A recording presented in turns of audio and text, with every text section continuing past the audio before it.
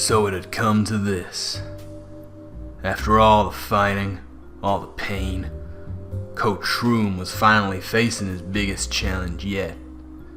Joey Know-How himself had thrown down the gauntlet, and he was doing it in style. Word on the street was that a public gathering was happening tonight. Mr. Pokeaim and his whole gang of faces would be there, loudly announcing their intentions. And it didn't take long for that word to reach my ears. Straight from the horse's mouth, too. Hello, Detective Inspector. You have one new message. Mr. Stryker, seems like I caught you at a bad time. Sorry about that. Just want to let you know I'll be hosting a very special event tonight. Call it a precursor to my little skirmish with your chosen favorite. My people and I are having a selection party. I'm pulling out all the stops. It's going to be quite the spectacle. I wouldn't recommend you attend though. I'm not sure it's your kind of gig. Best keep to yourself, for your own sake. It was a bold move, but I knew he had the talent and firepower to back it up. I didn't relish the thought of that man and all his cronies gathered together in one place. I'd have liked nothing more than to bust on in there and arrest the whole stinking lot of them. But Joey Know-How had expanded his territory in a big way, and to be frank, it was becoming a major problem. I'd be walking right into enemy lines. I bought an old colleague of mine on board to run it by him, a PI by the name of Danny Spars. He didn't quite share my trepidation. Come on, Max. This is a golden opportunity. He's gonna reveal his whole goddamn plan. Nah, this ain't what this is about. I want to take down him and his gang of goons as much as you do. But we gotta play this smart. If I walk in there, the only way I'm walking out of there is in a nice new pair of goddamn concrete shoes downriver. Well, then you gotta send someone else. Come on, all the information is out there. Get it done! But the words of the mystic kept on coming back to me. You're desperately clinging onto control, or at least the appearance of control. The problem is, I think you're in danger of losing it. I think the problem is you might be trying to cling on to it a little too tightly. Not gonna happen. This is a test, alright? He's taunting me. He wants to risk everything, and he wants me to do the same by going to his little fucking soiree. I ain't gonna give him the satisfaction of playing his game. We gotta do this on our own terms. Now focus up. We got work to do. Hello everyone, Shroomraver here, and welcome to Pokémon Premier League Week 8. Yes indeed. Now, we are still pushing for a playoff position after getting a couple of wins, but here comes one of the biggest challenges we have faced all season as we take on the man himself, Joey, aka Pokeaim, and the LA Wakers. His links down in the description below along with everyone else. Make sure you check him out. Now, you're gonna know who he is, of course you are. He is one of the best to ever do it, to be quite honest. He is consistently uploading some of the best Pokemon content you could hope to watch. I know he's closing in on 500,000 subscribers, so if you're not subscribed to him, if I can show him even a fraction of the kindness he has shown to me through watching my content by sending any new subscribers to him, I would love to be able to do that. He is a fantastic person who does a whole huge amount for the community at large, so do please go and check him out. The team he can select from is Urshifu Rapid Strike, Screamtail, Thunderous Incarnate, Metagross, Entei, Overquill, Cyclizar, Arboliver, Piloswine, Sableye and Ice-Skew. His Terra Captains are Entei that can go normal grass, and that very dangerous Arboliver that can go Fairy, Fire, and Poison. He has been using this team very well. There is a reason he is unbeaten. It is not going to be an easy task at all, but we are hoping we have the team to do it. The theme of this team is to chip as much things as we can down to put everything in range of this guy, Expert Belt, Swords Dance, Greninja. Max attack, Jolly, 164 speed, nominal investment into HP and defense. We have Night Slash, Gunk Shot, Upper Hand, and Swords Dance. This thing can do a lot of work with key damage on the likes of Shifu, Entei, Overquill, Arboliver. That Ice Face needs to be broken on the Ice Skew. We have upper hand on there for the potential E-Speed Terra Normal Entei, though it's important to note he cannot flinch because of inner focus. But Greninja is looking to be a key endgame player. We do not bring in Greninja until we are certain it can do the damage. To help out with that, we have a bulky offensive Ogerpon Cornerstone here. Adamant max attack, nearly 192 into HP, 68 into speed. Creeping, I believe that is the Metagross maybe. Hornleech, Ivy Cudgel, U-Turn, and Spikes. I need to maintain initiative in this game, which is what U-Turn is on there for. Ivy Cudgel is going to be the most spammable move. We want to keep ourselves healthy. Spike's kind of on there if we get a chance. Realistically, I don't see that I'm going to get many openings for hazards, and I know that he's going to be trying to get hazards up against me because I don't have any removal. I know that Joey is not someone who sets much store by needing hazard removal, but he will try and take advantage of that if he can. So Ogerpon is just here to hit and get out of there if we can. Tank a hit where possible. To help out with the chip damage, we also have a speedy, bulky Rocky Helmet Mew here.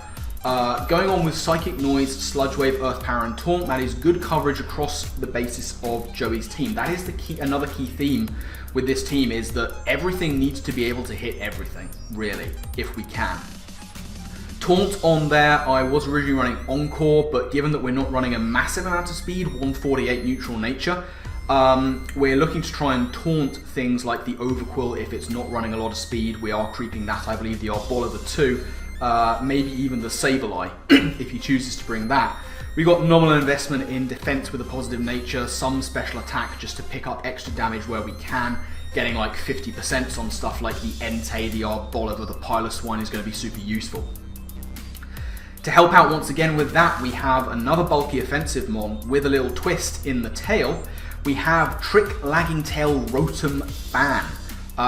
Near max HP, 132 defense, 112 positive nature special attack, just 16 speed to creep any counter creeps. Thunderbolt, Volt Switch, Pain Split, and Trick. We want to trick the Lagging Tail to one of his presumed counters to this, the Scream Tail, the Cyclizar.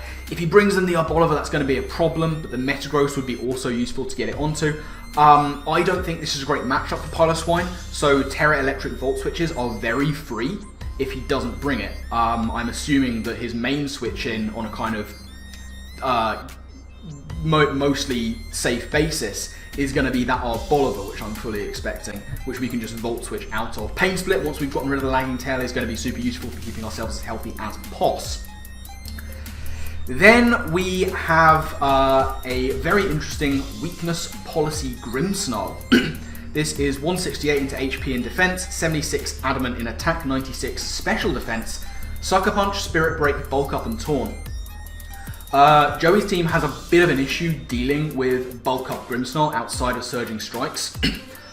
This thing will take any 2 hits from a non-invested Scream Tail, and this is kind of what we're bringing the Grimmsnarl for, to counteract that Scream Tail, which could be a real issue for my team because it just doesn't die. The dual stab across his team is very good coverage, especially if that Entei Terras, which I'm anticipating it possibly to do if he doesn't run Terra Arboliver. Taunt, once again, is going to be super nice against a team that does like to set up. The likes of the Thundurus can set up. Again, the Arboliver doesn't want to be taunted, the Metagross too. And indeed, that I would say the Sableye, but of course it's immune, but I don't see the Sableye coming for much the same reason as Grimmsnarl would have problems with it. So that is going to be our Grimmsnarl. It can also potentially do a bit of work against the Metagross, but that's less likely. And potentially the Cyclizar if that chooses to come.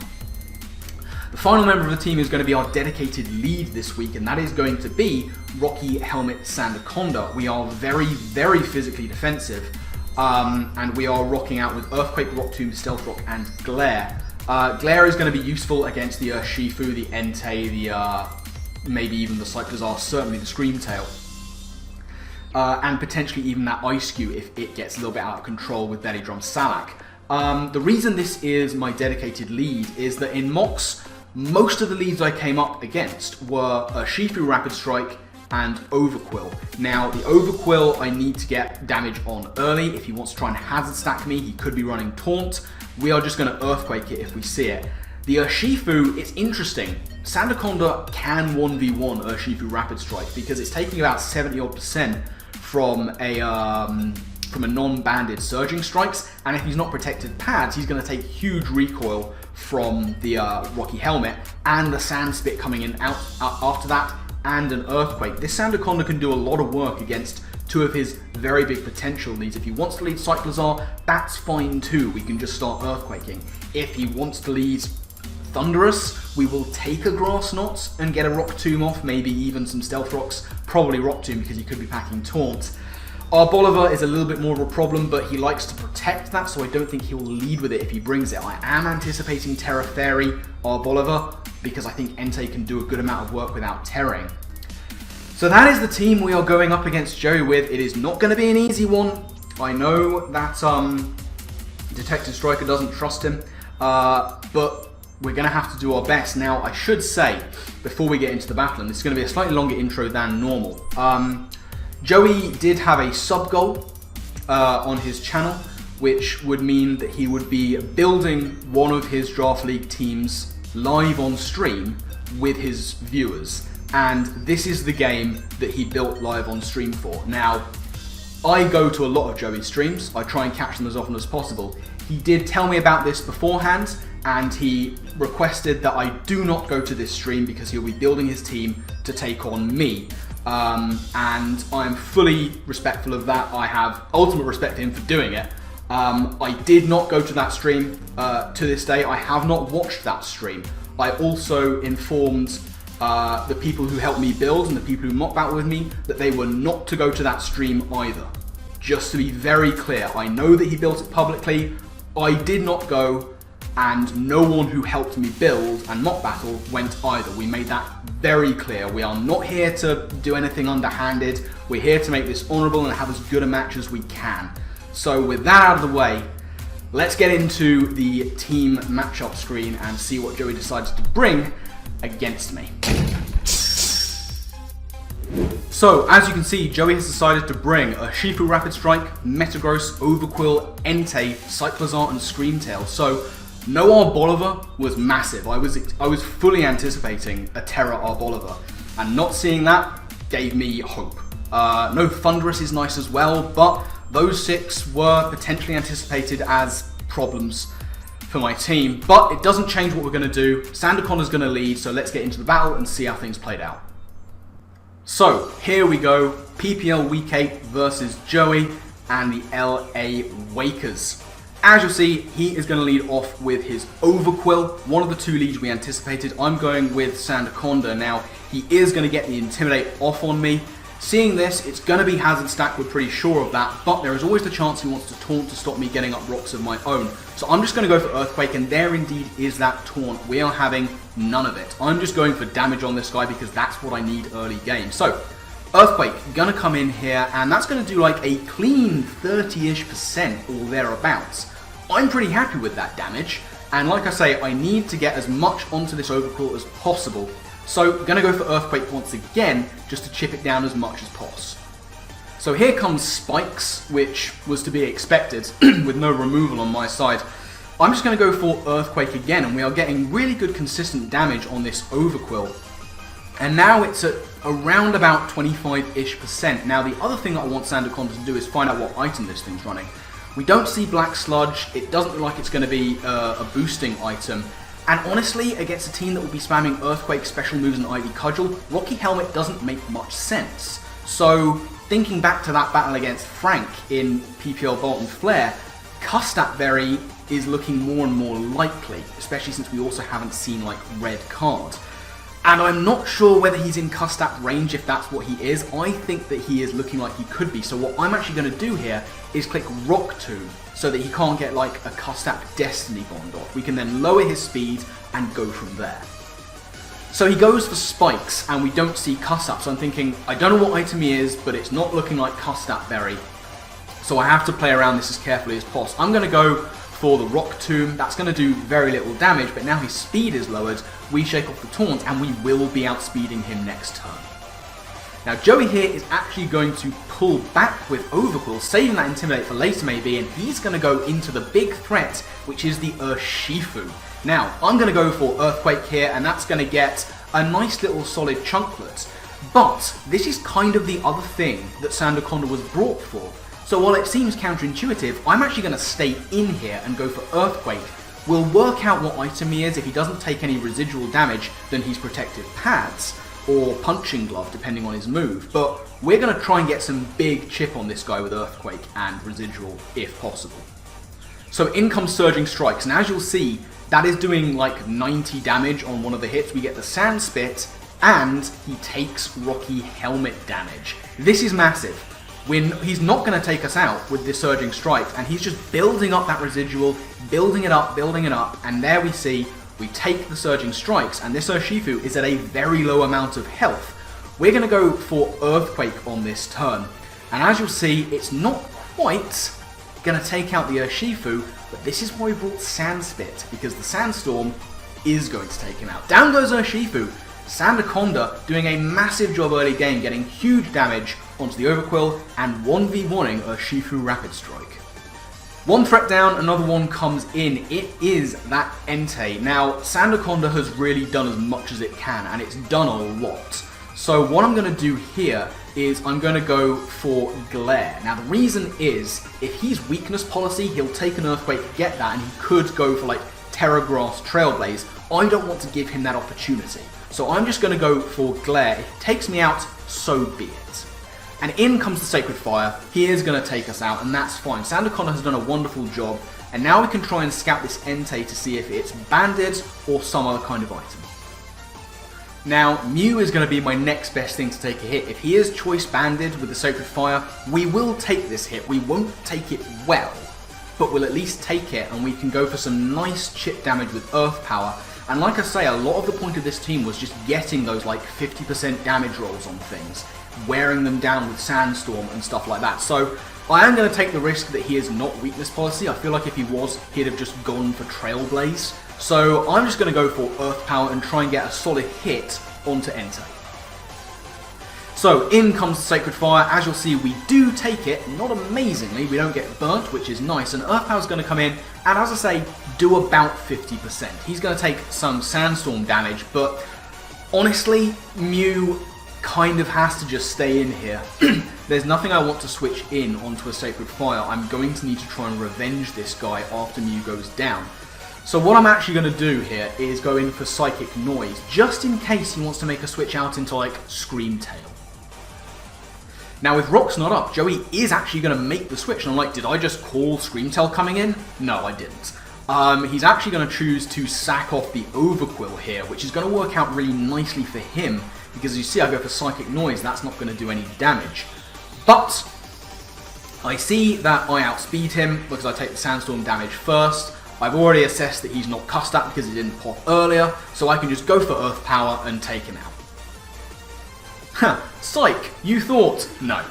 Turns out I got my calcs and my measurements wrong. He is Custap, he just wasn't in range before. He's going to be able to go for Poison Jab and take out my Mew, but the upshot of it is that Rocky Helmet is going to prop onto the Overquill, and we are going to see the double down. So, we are evened up at 4v4. I'm going to bring in my Ogerpon because it's got Sturdy, and in comes the Metagross. This is unfortunate. I'm not carrying any coverage to hit this guy. I don't have Knockoff, I don't have Stomping Tantrum. So unfortunately, my best play is to U-turn. It would be cool to get up Spikes, but I'd effectively be sacking off my Ogerpon just for a layer of Spikes. So my play realistically is to U-turn into my next best answer to Metagross, and that is going to be my Rotom. You caught me drinking tea. That's a rarity. Anyway, gonna U-turn on out of there, do a nominal little bit of chip to this Metagross, which is looking to be quite bulk invested. My best move is to go into Rotom and trick something this lagging tail. So, in comes the Rotom as we see Agility. This is scary, because Agility Metagross, especially on a bulky spread, usually means weakness policy. I don't want any part of that, so I'm just going to go for Trick. As you'll see, Joey's actually going to get out of there, seeing that he's not going to get his weakness policy procced. He is going to go back into his Entei. This is interesting. I was rather hoping to see one of his speedsters come in, the Cyclizar, the Scream Tail. It didn't happen, but I do get rid of that lagging tail onto the Entei, and I'm going to get a Choice Band. So he was Choice Banded Entei, and now I am Banded Rotom, which is just no bueno. However, he's not going to be hitting too hard with Extreme Speed. I'm just going to go for a Volt Switch and get on out of there, probably into my Ogerpon, because he won't be able to outspeed, and Extreme Speed will not be doing very much to me. So, Volt Switch is going to come off, and with my special attack investment, that is actually going to take out the Entei. I wasn't expecting that. I thought I'd misplayed and should have gone for Thunderbolt, but upshot of it is, Rotom is going to pick up the KO on Entei, and we are going to get out of there and go back into Ogerpon. I don't want to reveal the Grimmsnarl just yet, and as I mentioned earlier on, the Greninja is very much endgame territory. So, Ogerpon going to hit the field once again. And with Ogerpon coming in for me, that means the Metagross is going to come in for Joey. But as I say, we've pretty much assessed that he's probably weakness policy, given that he went for Agility so freely on an Ogerpon that can hit him for big damage. I don't have those damaging moves, so once again, I'm going to make the same play. I'm going to U-turn on out of there and go into my Rotom. So, U-turn going to come in, do, I think, a little bit more damage than it did last time. And I'm going to go, as I say, into my Rotom. It's very clearly the choice. The other two don't want to take a hit from Metagross, even if he isn't boosted. So, Rotom going to come in, and there, once again, is the Agility. Joey kind of, I guess, feeling that he has to go for big damage and leave it to his speedsters to try and finish me off.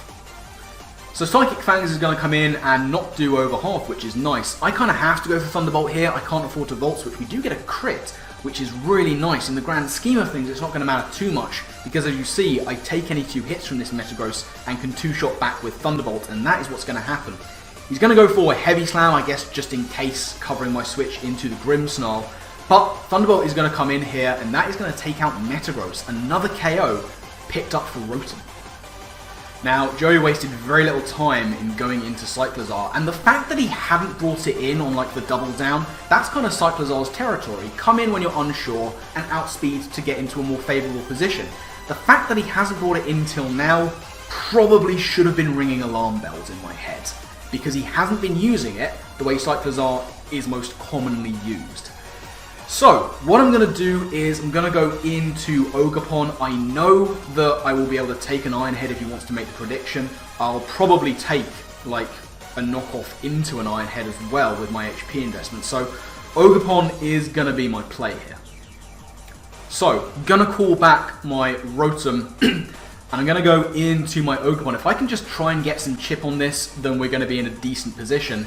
And this is where I start to panic, because there's Shift Gear, and that is why he hadn't brought it in till now. It wasn't his Pivotmon, it was his Sweeper. And now he is at +1 on physical attack. He's going to be outspeeding everything. Now, if he's running this set, he will be packing Iron Heads. I'm doing the calcs at this time, and honestly, it's not looking good. I wanted to Terra Rotom in the endgame to try and get big Thunderbolts off, but now this is looking like my only choice. If I Terra and he's max invested Jolly Nature, there is a chance that I live the hit. It's not a good chance, but it's the best one we've got. And so, we are going to Terra our Ogerpon into Ogerpon Cornerstone. Now, with the defense buff, if he is going for a max invested Iron Head, we've got about a 35-ish% chance to live. It's the best chance we have, honestly. If this doesn't happen, we're in a problem area. So, here comes the Iron Heads, and we live on 7. A massive, massive live, a roll not in our favour. We're going to go for that Adamant boosted Ivy Cudgel, and that is going to clean take out the cyclers are from there. And down goes a very dangerous sweeper. And I don't want to say it yet, but this is actually looking quite good. In comes Joey's last Pokemon. Now, we cannot afford to get complacent. Joey has shown time and again that he can be looking quite far behind, but he can still pull it back, and Screamtail is notoriously difficult to take down, especially now that it's got booster speed. It can outspeed everything I've got. I have to go for Ivy Cudgel. I don't have a choice. Jimmy is not going to live another switch in. I might as well go for damage here and try and scout out what this thing is going to do. He's going to go for the Dazzling Gleam, and that is going to take out my Ogerpon. Now, I have something for this. If he is not special attack invested, then Tony Valier or Grimmsnarl can potentially do this. However, there is a way I can almost guarantee it. So what I'm going to do is not yet go into my Grimmsnarl. What I'm actually going to choose to do here is go into my Rotom Fan. Reason for this, I don't know what his set is. He could be set up, he could have Wish, he could have Screams. I cannot take that chance, but I have that Choice Band from Entei that I can trick back onto this guy. So, Dazzling Gleam is going to come in. We are going to live it because we are very bulky, and now I go for Trick. Now he is locked in. He has gone for Dazzling Gleam, so he's locked into an attacking move, but he cannot go for Wish if he has it. He cannot go for Encore. He cannot go for any kind of other move. Dazzling Gleam is going to come in. That is going to, of course, take out Rotom, who has done a stunning job this game. Really great showing from Rotom Fan. But now he is forced to go for Dazzling Gleam. I have 2 Dark types left. That's a problem. However, Grimmsnarl should be able to take a hit. Fingers crossed. So, Big Tony Valier gonna hit the field for the first time. If he is the classic Screamtail set of max HP, max speed, this Dazzling Gleam will not kill me, and I need it to not kill me. Remember, we have weakness policy. This is kind of what Grimmsnarl was brought for. We are in the end game. It is now or never. In comes the Dazzling Gleam. Grimmsnarl is going to take the hit quite handily, and there we proc our weakness policy. This is huge. We're going to be able to get a big amount of damage on this depending on his set. We're going to go for Spirit Break. That is going to do over half to him. We get the special attack drop. If things go wrong now, Greninja might still take a hit. We're going to go for Sucker Punch. He's locked in. He has to attack, and Sucker Punch is going to take out the Screamtail. Grimmsnarl picks up the last kill of the game, and that is going to be the game. Oh, what a game. Amazing match. It's the first time I've ever battled Joey, and it was an absolute pleasure to be able to do so. It's still a little bit unbelievable. We've managed to actually take a win here, which is huge. The team, I was really happy with it. And again, Joey played a magnificent game. He brought some fantastic sets. I said it at the beginning, I'll say it again. Joey built this team live on stream with his viewers, putting in a lot of the sort of building legwork around his ideas. Now, I want to make it very clear again, I did not go to that stream. I told my my team builder helpers and my mock battlers to not go to that stream either. I want to make that as clear as possible, that this is all as above board as it possibly can be. With that being said, it was a fantastic match. It was an honor to play against Joey. His links again down in the description below. His videos are of the highest possible quality, both in terms of their visual presentation and the content itself. He is a wonderful person who does a whole huge amount for this community. More, I think, than he sometimes gets the credit for. And he gets a lot of credit, all of which is fully deserved. He has been very kind to me in talking about my content and putting it out there. And as I said, he's looking to get 500,000 subs. So if we can even give him 1-2 more subs, let's make that happen. He is one of the most deserving people I know of that kind of milestone. And as I say, if I can show him a fraction of the kindness he showed me, then that will be a good thing. So get over there and check out his stuff. It's fully worth it. He's one of the best to do it. Making content, battling, all of that stuff. So go and do it. Check out everyone else's links as well. They are in the description too. What this means, ostensibly, is playoffs are still in our hands. We can still do this. We're currently, I believe, sitting 4th in the table. It's not over. Ellie is breathing down our necks. Mephisto is still out there with a chance to. Vepsis, things could happen there. It's all up in the air. It's coming down to the final week of the season. In the final week of the season, we take on our oldest rival. The man we have fought in every single season of PPL except for one. Onesie Baynet and the Solihull Skarmoors. Is it Onesie? Is it Red Sugimori? Who can tell? Everything will be revealed in that last week. That is going up next week. Be sure to check that out. I'm sure it's going to be a doozy. Once again, check out Pokeaim, check out Joey. Just you'll be doing yourself a favour, honestly. His content is so worth it. And he's just a great dude. I'm thankful for the opportunity to play him. All that good stuff. But this is going to be a longer video than usual because of the explanations and stuff. I'm going to get out of here. I've rambled on far too long. So, my final thank you to you all for watching. And I guess with that, I will see you next time. Laters.